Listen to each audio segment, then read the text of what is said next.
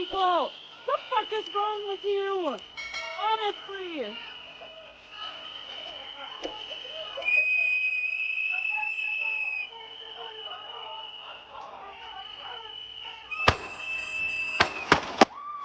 Look, we need to talk about what happened in Minneapolis. And honestly, the math isn't mathing.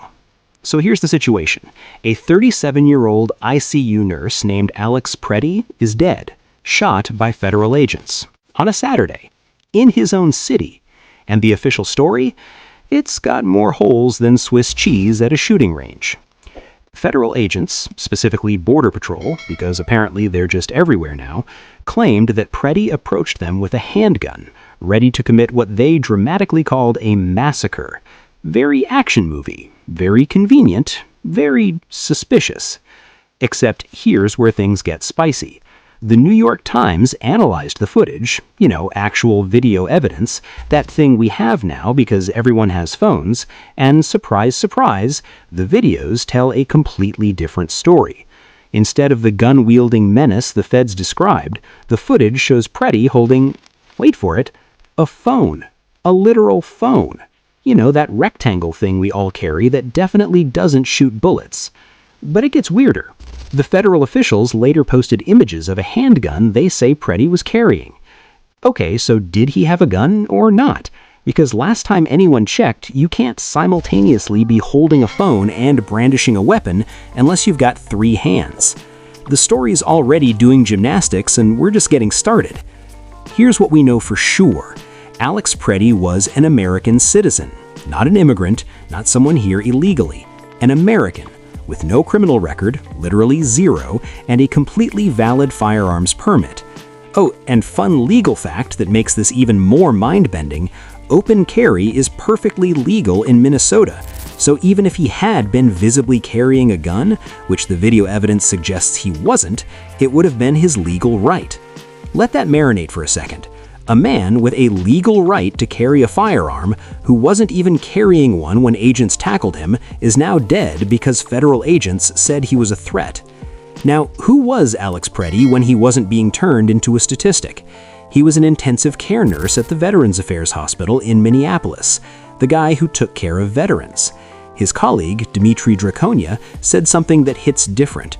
The default look on his face was a smile. An ICU nurse, during and after a pandemic, still smiling by default.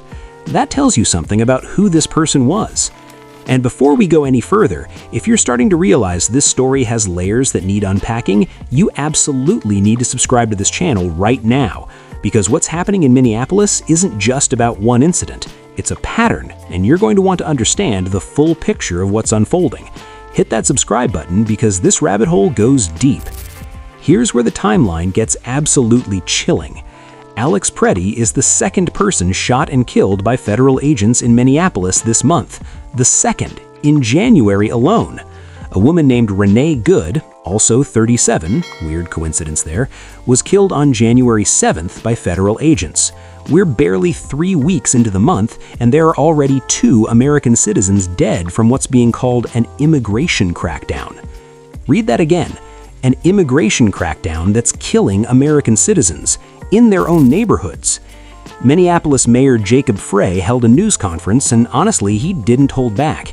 He accused the Trump administration of terrorizing his city and asked the question that should be on everyone's mind. How many more Americans need to die or get badly hurt for this operation to end? At least 2 other people have been shot and killed by federal agents in Minneapolis this month. Not arrested, not detained, shot. The city's basically become a testing ground for federal force, and American citizens are caught in the crossfire of an operation that supposedly has nothing to do with them. So let's connect the dots here, because the picture is disturbing. Federal agents are operating in American cities, ostensibly looking for undocumented immigrants. In the process, they're shooting American citizens, people with no criminal records, people with legal rights, people who work jobs like nursing, and the official explanations don't match the video evidence. This isn't conspiracy theory territory. This is documented, verifiable, caught-on-camera contradiction between what authorities say happened and what actually happened. The twist? There might not be one.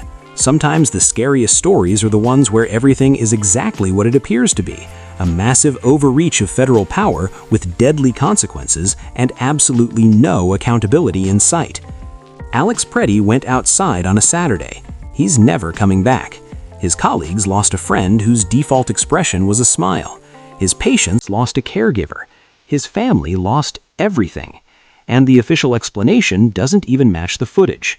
If you want to stay informed about what's really happening beyond the official press releases and political spin, subscribe to this channel, because stories like Alex Pretti's deserve to be told completely, questioned thoroughly, and remembered always.